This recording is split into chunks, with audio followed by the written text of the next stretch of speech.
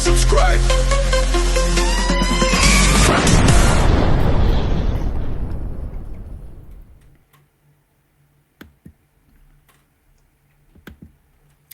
Fight fans, welcome. I've got a great show today, and I've also got a great returning guest, Sherry Abassi. You was on with me before. We previewed the Battle of Britain. Now we're here to preview Catterall versus Barboza. How you doing, mate? Yeah, I'm all good, Darren. Thank you for having me on, man. It was the last time we spoke was good fun, and obviously we touched on some big fights with Ben and Eubank and Fury and AJ if that happened. So, yeah, pleasure to be on, man. Thank you. Yeah, it's great to have you on again, mate. And thanks for jumping on this show, mate. Because it's a pleasure having you on to preview this card because I think it's a really solid domestic show. And I think there's no better way to start than actually start with Jack Catterall versus Barboza. So it's for the WBO interim world super lightweight title. You got Jack Catterall, he's aged 31, 31 fights, 30 wins, 13 KOs in them wins, 1 loss. Arnold Barboza Jr., 31 fights, 31 wins, 11 KOs. Before I ask you for a prediction and preview on that fight, we recently saw a video put out on YouTube. If anyone hasn't seen it, all you need to type in is boring Jack Catterall. Matchroom released this video. What was your take on that, and do you agree with the opinions of a fair few people that Jack Catterall is boring? You know what? I thought that was a brilliant video from start to finish. Bang on. Sam Jones' little cameo. Cameron Vong played his part at the beginning, at the end as well. And Jack, like, genuinely, he's got like a bit of banter about and like his acting skills were brilliant. I thought, fair play. Which just shows like Jack hasn't ever needed to really be any other way. He seems like a very chill, laid back guy, and he sort of just leaves it to the ring. I suppose it ties in two ways. The way he boxes sometimes can be uninspiring. We've seen it in the past, but on the big occasions, he's always stepped up and he's performed. The only thing is maybe in the last fight with Pro Grey, maybe not so much until he needed to after the knockdown. Then when he turned it up, that was it. So he's one of those guys that doesn't really have a lot of urgency to him. I think he's like that in life as well. He's very just chill, laid back, and only really comes out when he needs to. But that was brilliant. So the boring thing, I think, is part of it is his own fault in terms of I don't know, a bit of a mad comparison to make, but I don't know if you remember when Top Rank was saying, "Oh, Terence Crawford's so hard to promote, he doesn't make any effort." Yeah. Right? Bud, in a lot of ways, didn't really make a lot of effort to promote himself, and only really when the Errol Spence fight was announced, and then he started talking more and having a bit more of a personality. Prior to that, it didn't seem like he was bothered about doing all that. I feel like that hindered his star power. Same for Catterall can be said, but I think now, after the Josh Taylor first fight where he was robbed, then he beat him and stuff. So I think now he's starting to get in the groove of actually what it means to be a fighter who's got a name and a profile, because not just any old Tom, Dick and Harry is going to headline the co-op. That's a big venue. So there's a lot of money being put behind him now to try and make these fights happen for him by Eddie Hearn. So hopefully he can start playing a bit more up to the crowd and stuff. I don't think that's his natural way of being, though. That's the only thing. He's more of a laid-back, chill guy. So I don't know. He'll have to be sort of pushed to do it, if that makes sense. But hopefully he will. Sorry to ramble there. I'm just trying to... That's great, mate. I mean, like, I agree with fair play to him. What a great sport he was to do that video. I mean, the best way probably is the way he's handled it. If you're going to get that kind of like stick with that, then play up to it. And I think he's handled it brilliantly. As regards how the fight goes, sort of Jack Catterall for me, Barboza. I think this is an excellent fight for Jack Catterall here, because I think Barboza, he's on the back of a really good win. I think last time out he beat Jose Ramirez on points. Jack Catterall's last win, as you said, was Regis Prograis on points. Regis Prograis for me a little bit, he's over the hill a little bit. As regards the quick thing to analyse about the boring thing, Jack Catterall, what he does is very, very effective for hardcore boxing fans to really, really appreciate, and why change, why he's so effective. But when you look at like the Co-op Arena Live, Derek Chisora last week, for his style, sold a lot to the casual fans as well, I'd say, whereas Jack Catterall sells more to the boxing hardcore. From what I've seen of the ticket sales, Derek Chisora his show sold more than what Jack Catterall's is, by the looks of it now, as we do this preview. But Jack Catterall, for me, is definitely on the verge of world titles. Obviously, it's an interim belt. How do you see this fight playing out? Do you think he will get the better of Barboza? Do you think Barboza can cause an upset? Obviously, look, it's boxing, isn't it? And at this sort of level where you're fighting for an interim world title, I don't think Barboza's a nobody and he's a nothing type of fighter. He's not a bomb by any means or a lower level guy. He's a solid world level guy. But I think Catterall is a level or two above, if I'm honest, from what we've seen of Catterall. Like I said, touching on what we just mentioned a few minutes ago about him sort of having to step up, he's going to have to really get himself up and go for it now. And I think knowing the fact that this is for the interim title, that will lead to an eventual world title, whether he fights a champion or picks up a vacant title and he's elevated, wherever it is.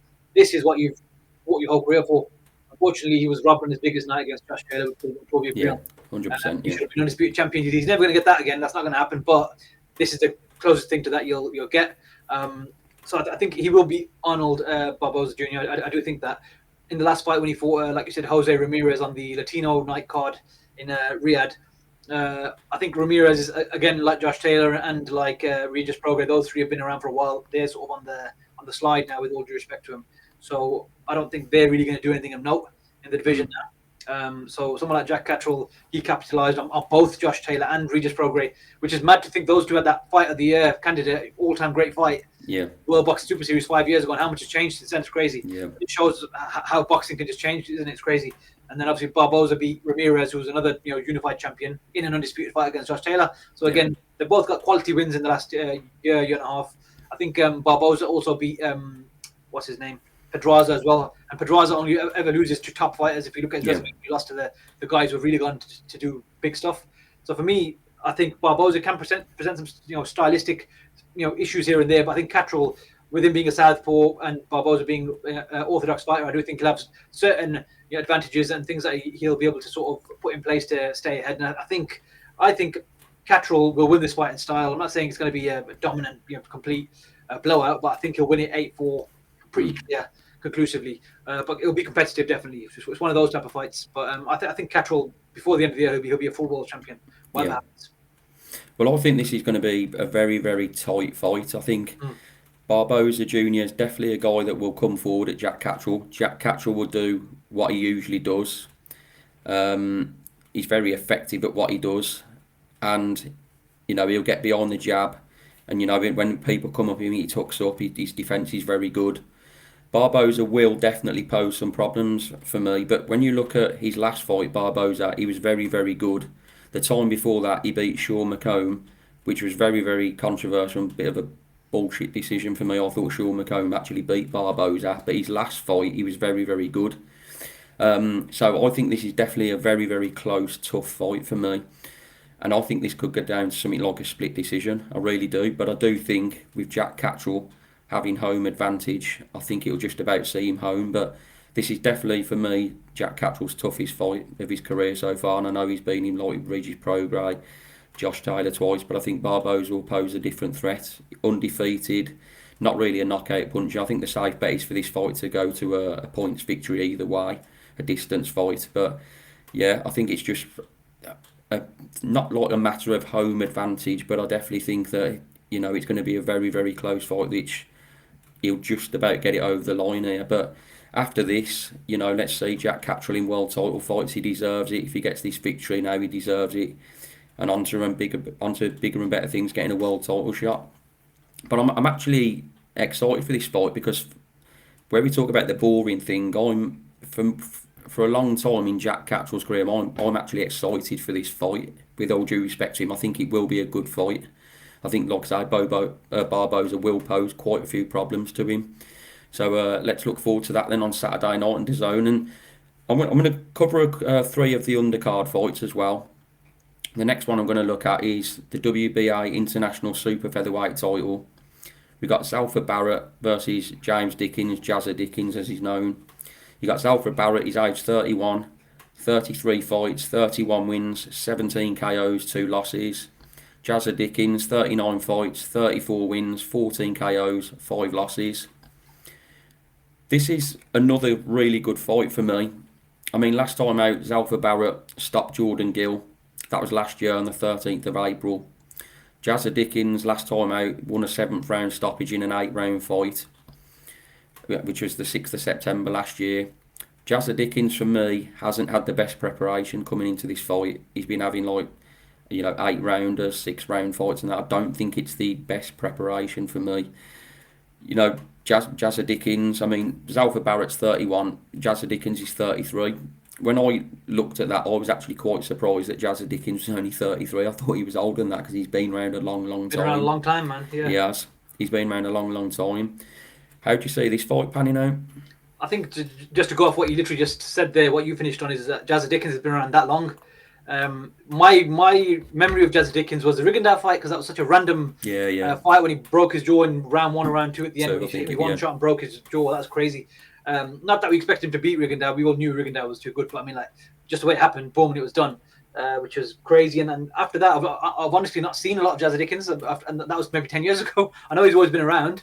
But I don't feel like he's done anything of note. And like you said, if he's an 8-rounder and 6-rounders, unfortunately, you're not really going to be someone who's on the radar for a lot of boxing fans.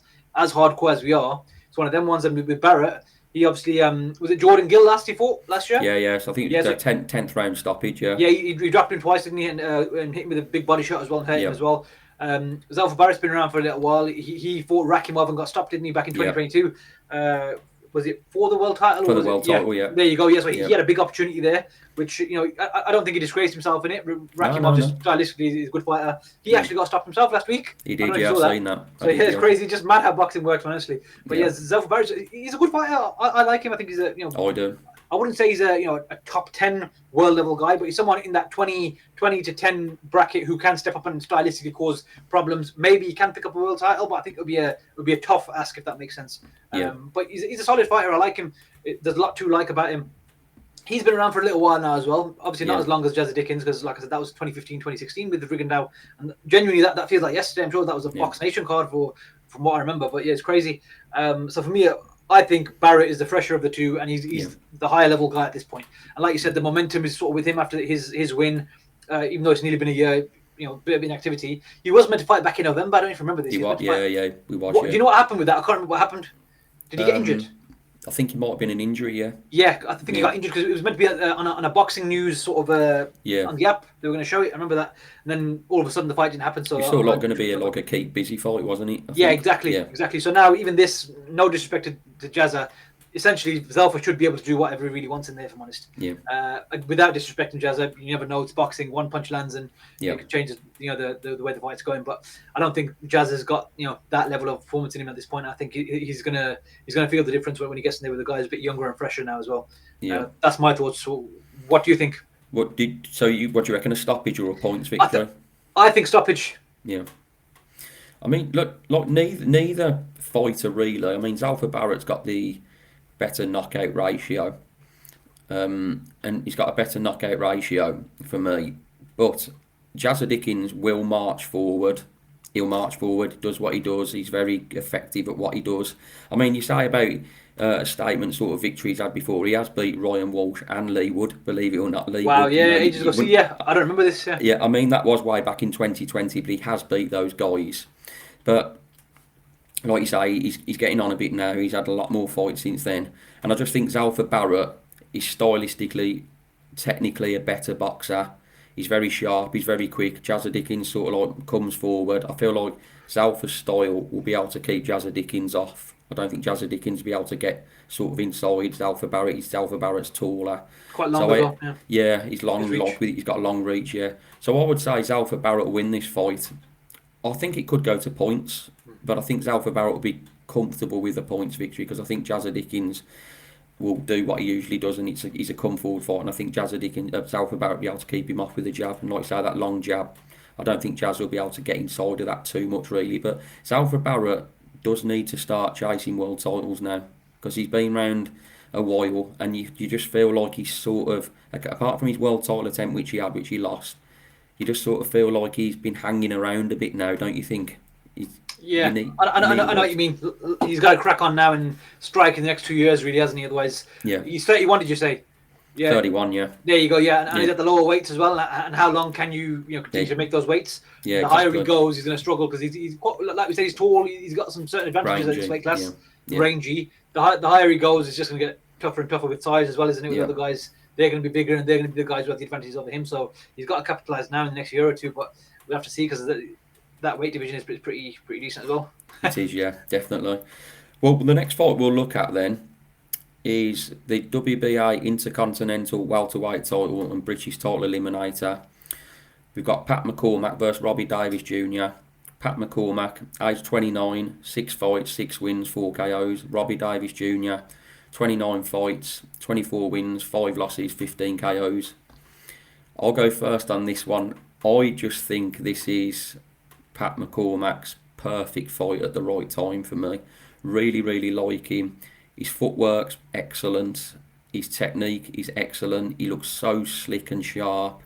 He's coming up against what you tend to call Robbie Davies Jr. a veteran now, getting towards that stage at 35. We know that Robbie Davies Jr.'s last fight was against Lipinets, who Adam Azim beat last time.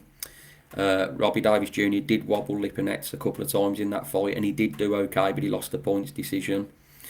But I just think that, Pat McCormack last time out, he had a points win against a solid operator, William Andreas Herrera, which was in October, and then Davies Jr. fought in November, so Davies Jr. fought last time sooner. I just think Pat McCormack could be the real deal from what I've seen. I know we've got to see him step through the ranks, but at this stage now, in his 7th fight, I think this is the perfect fight for him to look good against Robbie Davies Jr. I think that Pat McCormack potentially could stop Robbie Davies Jr. here, because I think he's that good, and I just think he'll get to him for where Robbie Davies Jr. is at this stage of his career. I really like Robbie Davies Jr. He's been a credit to British boxing. He's been a great sport to it. But I just see Pat McCormack as going to be a level above. How do you see it? I completely agree. I think everything you said is spot on. And on Davies Jr., like you said, you got to give him respect, because I think he's probably one of those guys that hasn't maybe got as big of a profile as he should have for a guy who's people he's fought. He's fought a lot of big names. He's done well. I wouldn't say he's ever really disgraced himself again. He's always given it a go. And the fight with Lipinets last year was crazy. This was one on Pro Box, wasn't it? Pro Box TV. Yes, it was. Yes. Yeah, that was a mad fight. That was a crazy good fight. fight, So, wasn't it? Yeah. bad boy fight. That was up there on the list for people in the top 10 fights of the year. That was a crazy fight. Yeah. So he's one of them guys that he'll always give it his all in the ring, and he's to pick him at this point for Pat McCormack means they obviously think he's ready to go, if that makes sense. And it's a good name to have on your record. It's a good name, like you said, in your 7th fight. Yeah, which means that they believe that McCormack can do it. You wouldn't put him in with someone like this otherwise, because it's a potential banana skin, if we're being fair. I agree, yeah. But I think Davies is at that point where he's on the edge now, where he's ready to go, sort of thing, and they want to get McCormack to give him that little push over the edge kind of thing. But McCormack, like you said, quality, fighter, prospect. But I think he can be sped up to contender and starting to get involved and stuff. I know the division he's in obviously is one of those. It's a star-studded division, or a historically sort of significant division. So maybe we don't want to rush him too much, but we want to see him take fights that he's really going to learn from. What we don't want to see is him go in there and blow him out in one round. Because as much as it's a viral thing and it'll be spoken about as a statement, it won't really be a statement to me. I want to see what he can do, break him down, take him to 6-7 rounds, and put on a bit of a performance, and see what McCormack is made of. Because if Robbie can push back a bit and make him tough it out a little bit, that will tick some boxes for us. Same way, you mentioned Adam Zima and Lipinets, for example. I don't know if we've necessarily had all the questions answered yet, but for me, the Adam Azim thing is, as good as he is technically and what we've seen so far, can he really take a punch? Because in boxing, if you have to be able to take a punch to make it at the top level, you have to. Yeah. Even if you get knocked down, you get up and you continue, that's fine. But I mean, you still got to be able to hold a shot enough. You know what I mean? And that's my only question about people like Adam Azim and Hamza Shiraz at this point, and even to an extent Shabazz Masood. So all the British, Asian, Pakistani fighters that I'm looking at and thinking, okay, Amir Khan opened the door for you for this background people for Pakistan, India, Bangladesh. What will you guys do now? You've got to learn from his mistakes and sort of can you be defensively astute and have that ring IQ. So for me, Pat McCormack now, as good as he is, the same sort of question as a prospect is, can he take a big shot? Can Robbie Davies sort of drag him into the trenches a bit and teach us and show us what he's about as well? Because I think that's how you sort of make a star as well, is when you see him go through. I'm not saying every fight needs to be a war. I'm saying when you see him go through some adversity in the ring and they can turn it around, that's when we start to sort of buy into him more as well. I'm sure you agree as a boxing fan. That's how we sort of start following him more and take him more seriously. So McCormack, that name's been around for a while, but I think he's still only had 6 fights. This is his 7th fight. So I think Robbie Davies Jr., like you said, is probably the timing is bang on. Again, sorry, I'm rambling, but no, the timing's bang on. I think McCormack will stop him personally, but I think it won't be necessarily an early one. I think he'll stop him 6, 7, 8. Yeah, I think. I mean, I didn't actually quote like the sort of the round. Sorry, I think it'd be like quite something around like that between 6 and 8, something like that. I mean, you talk about Robbie Davies Jr. He's not really known as a puncher, 62% knockout ratio, but still enough. They do. Obviously, he's got knockouts on the record. He's still a Yeah. decent puncher, Mm. so it will be interesting to see. And it's another solid fight, like I said earlier, on a great card. We'll move on swiftly to this fight's definitely got a bit of needle. We got the British and Commonwealth super featherweight titles. Reece Bellotti versus Michael Gomez Jr. Reece Bellotti, age 34, 24 fights, 19 wins, 14 KOs, 5 losses. We've got Michael Gomez Jr., 22 fights, 21 wins, 1 loss, 6 KOs. This originally was supposed to take place on October the 26th. The reason why the fight got called off an hour before the programme started, or an hour before the fight, and the doctors called it off because there was a low, from a urine test, there was a low white blood cell count for Michael Gomez, so the fight was called off. Reece Bellotti said that Michael Gomez shit it and didn't want the fight. We are now here for this fight. Lots of good needle in it. How do you see this one going, Sharon? I think Bellotti is one of those guys again who's been around a little while. His name's always been there, and he's been involved in some good fights. Established guy. I think Bellotti. I'd have to go Bellotti in this personally. Yes, maybe the age might be a thing, but I mean, like, he's one of those established guys that's been around at this level, in British sort of level fights, and he's always again. I said this about the other fight as well. I don't think he's ever really disgraced himself. He's always gone out there and been involved in really good fights. And I think the extra needle there now as well, that's really going to make it a proper like war. Hopefully, that's what. Yeah, that's the type of fight it was going to be last time as well. So that should only amplify it even more now and make it a real sort of blood and guts type affair. Yeah. And I think stylistically that's probably what it's going to be anyway. Even if it Yeah. wasn't needle, but like I said, now with the extra narrative and the 3 or 4 months, the camp they would have gone through, the money they would have spent, and all that type of animosity between them, I think it's going to be a war. I think it'll be a great fight. So I'm interested to see how quickly it goes on fight night. I don't know. It's behind your. Yeah, it's. I don't think that's actually particularly like the running order, order is it? at the Yeah. minute. I would presume it could be chief support, something like that for the needle in it. But they might decide to start it with the show to get it going. Like, so do you think Bellotti will stop him? I think yeah, but again, when we're talking about these type of fights where there's that much needle, one big shot lands and the legs wobble and the other guy can go. It's just one of them ones. But I do think it will be an all-action fight with Bellotti taking it. That's where I'm sort of leaning at the moment. Yeah, well, the thing is, Michael Gomez isn't really known as a puncher. I mean, 6 KOs in 21 wins, not really known as a puncher. Last time out, he beat Kane Baker. I think it was a 6th round stoppage. Last time out for Bellotti, he won a points win against Levi Giles. Bellotti dealt with Levi Giles quite comfortably, whereas Michael Gomez struggled against Levi Giles, got the decision, and speak about bullshit decision, I thought that a little bit was with Levi Giles, with Michael Gomez. I think it's going to be, as you say, all action. But I've got a feeling Michael Gomez might try and steal this fight on points and try and.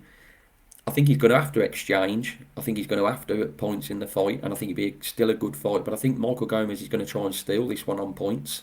And Bellotti's style, as you know, is to come forward and get in the exchanges and rough fighters up. Whereas I think, I mean, his knockout, he's got 14 KOs. He's a decent puncher. But I think for some reason, I've just got a feeling that Gomez might steal this on points for some reason. I can't pinpoint why. I just think that Bellotti's all fired up. He wanted to fight before how it was. Is he going to keep his composure and his head in the fight? And I just think, is he? Sometimes for a fighter, it can get the better of you. So is he going to have his mind on it where he can keep his composure? Or is he going to go storming in without his tactics in the game? And like Gomez might be able to pick him off. But the Levi Giles fight last time for Bellotti, the way he won that on points and Gomez struggled, is a bit of a worry for Michael Gomez for me, really. But you know yourself, one fighter can fight one fight and then the next fight they're totally different. It's just how you are on the day, isn't it? But I think it's a good point you mentioned there about Bellotti being fired up because he could waste a lot of energy just on standing there grinding his teeth before the bell goes and he's already in that zone. A lot of nervous energy can sort of make you fight in a different way, or not have the energy to actually go out and put on a performance. So, Yeah, fingers definitely. crossed. I want to see them both just go for it, man, because that's Yeah, what this fight is sort of being sold as, is a serious sort of.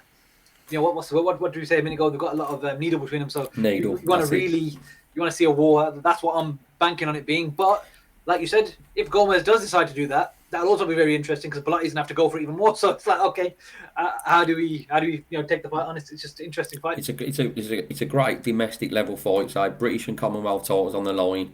Really exciting fight.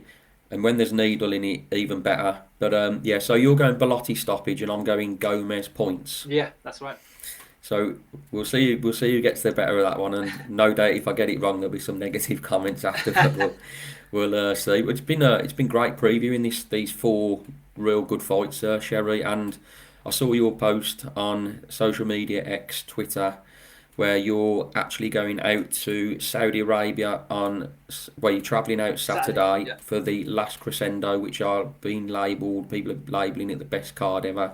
You're flying out to that for your channel, TKO Boxing channel on YouTube. Everyone give it a follow and subscribe.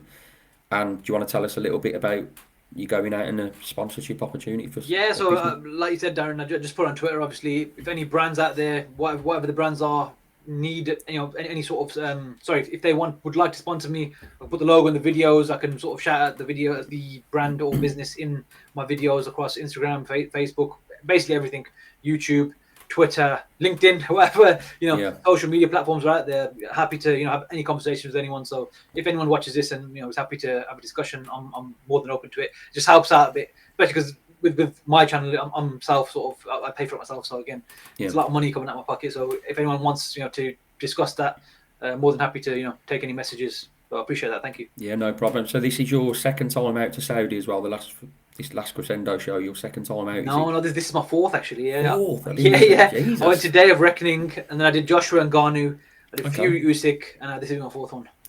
Oh, you did Fury? I didn't know you done Fury. I did the first Fury Usyk, but that wasn't even as media. Basically, I was planning on going, and then when it came around, I was like, no, I'm gonna stay home and watch it with family. And the week of the fight, one of my colleagues just kept doing my head in, saying, "You need to go, you need to go, you need to go." And then he basically bought me my ticket and he paid for my flights and said, "Go." And then so I was like, "All right, cool." Paid him back obviously, but he just forced me. He said, "Look, I've done it. Boom, go, go, go." So then I literally flew out on the Friday, watched the fight on the Saturday, flew back on the Sunday. So which is a crazy one. But yeah, did that. So that was my last trip to Saudi in May. So yeah, this one I'll be there for like the whole fight week. So hopefully I'll be able to get some good interviews and content and stuff. Definitely. Tell you what, unbelievable, mate. Living the dream, and I hope you have a fantastic time. I mean, what Thank a you. card to go to. I don't blame you. It's an unbelievable card, and it's going to be. I'm looking forward to previewing that show as well myself. I mean, I was actually looking at the preview the other day, thinking, is there any fights I can miss off the preview? There ain't one, is there? No. There's not one fight. It's literally from fight one to the last fight. You have to watch them all. The top fights. Absolutely. Can't criticize any of them. Yeah, absolutely. Well, I hope you get some sponsorships, and obviously your channel is TKO Boxing on YouTube. Everyone subscribe to it. Thank you. Your name, Sherry Abbasi, on social media, Twitter, X. So everyone give you a follow, and if anyone wants to get in touch, obviously you've given them the details of that. So thanks for coming on, Sherry, and previewing this show with me. Really appreciate it. I appreciate it, Darren. Thank you, man. Always Thanks, a pleasure. mate. Thank you, bro. Cheers. And if anyone wants to, well, I'd appreciate likes. Anyone wants to comment on the show and agree with us, disagree with us, everyone's opinion matters, and it's no problem if you disagree with us. That's absolutely fine. And further subscriptions will be massively appreciated as well. I'm at 159 now. I've done that very quickly. I can't be more pleased with the way everything's gone. Thanks to everyone for the support. Hope you've enjoyed the show, and until next time, we'll see you out with this. Thanks again, Sherry. Thanks, Darren. Cheers.